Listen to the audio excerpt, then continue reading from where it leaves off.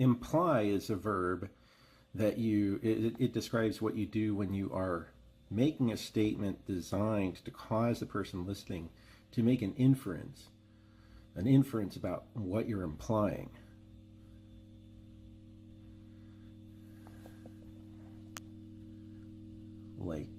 Yeah, that's how that. And there's another word you can look up: sea lioning. Sea lioning, ing. So you take the word sea lion and then you add ing at the end. You could look that up in a dictionary.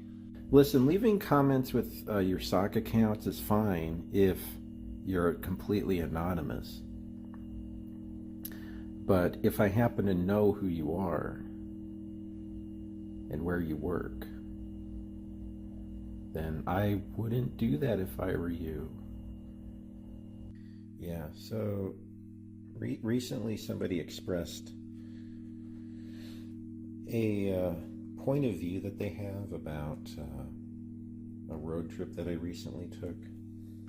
And I don't really want to address that for now, but I will say this.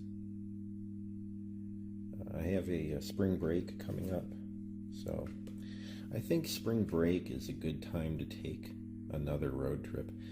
And one of the things that you'll notice, if you're observant, is that whenever somebody is planning on taking a trip, then cars have this funny habit of breaking down. I think that's called Murphy's Law.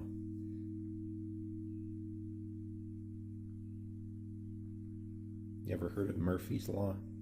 Listen, leaving comments with your sock accounts is fine if you're completely anonymous. But if I happen to know who you are and where you work, then I wouldn't do that if I were you. All right, it's March 3rd, and if you happen to live in the Taylor, Michigan area and have a YouTube channel, you want to make sure to never burn trash in your backyard or in your house. Because if you do that, if you record yourself on video burning your trash in your backyard, that violates several ordinances in your locale. So now technically you didn't actually show on video putting trash in a fire, but you left comments.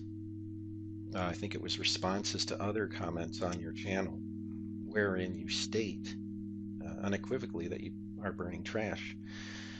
So that's illegal to do that. So just keep in mind that you should never burn trash in your backyard or inside your house, because both of those things are illegal. And if you are going to do either of those things, you definitely don't want to post them in a YouTube video.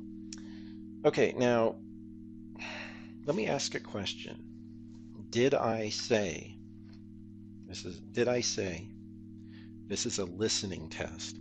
Did I say explicitly that Quinca burns trash inside of his house? No, I just implied that he did.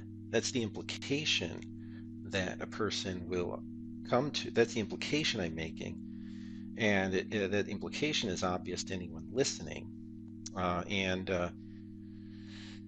Yeah, that's how language works. Oh, I don't care.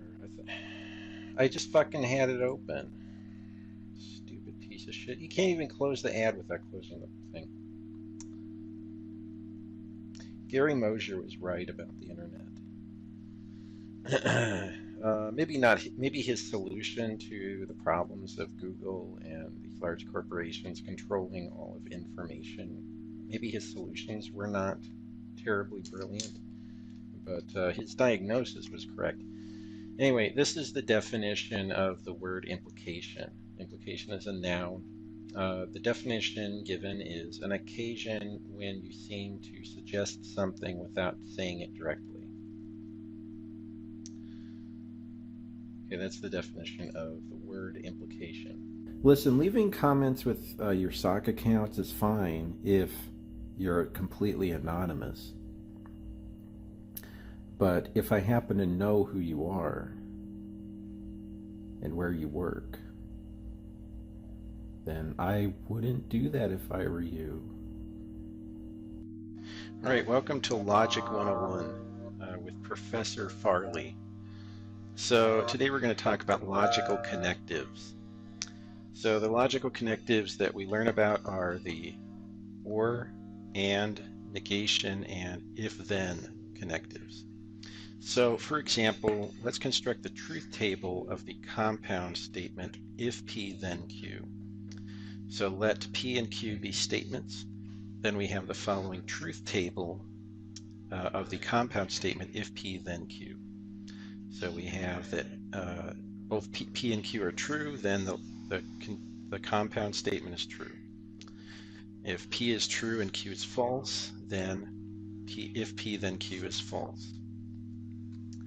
If P is true and Q is false, then if P then Q is false is true. Because every false statement implies any statement, whether it's true or not. If P and Q are both false, then the statement is true. So let's make this a little more concrete. So let's suppose that you are Mormon.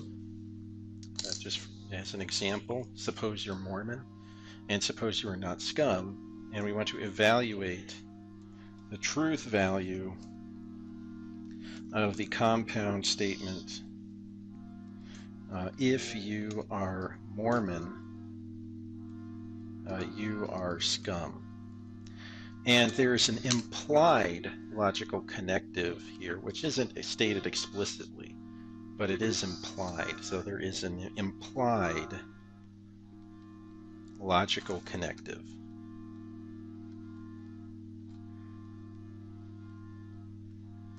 Okay, now can you tell me which of these four logical connectives is implied by the statement? That's right, it's this one. It's the if-then logical connective. Okay, so to solve this, to answer the question, we will let P be the statement you are Mormon, and we'll let Q be the statement you are scum. Okay, now this is true and this is false. Okay, so let's look at our truth table. So the first one is true, the second one is false. So P is true, Q is false, and so the conditional statement, if you are Mormon, you are scum, is false. So that's how logic works. Next time we'll talk about the negation operator or connective. Okay, so that's it. So anyway, go fuck yourself. Listen, leaving comments with your sock accounts is fine if you're completely anonymous.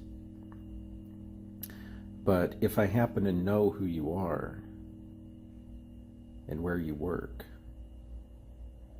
then I wouldn't do that if I were you.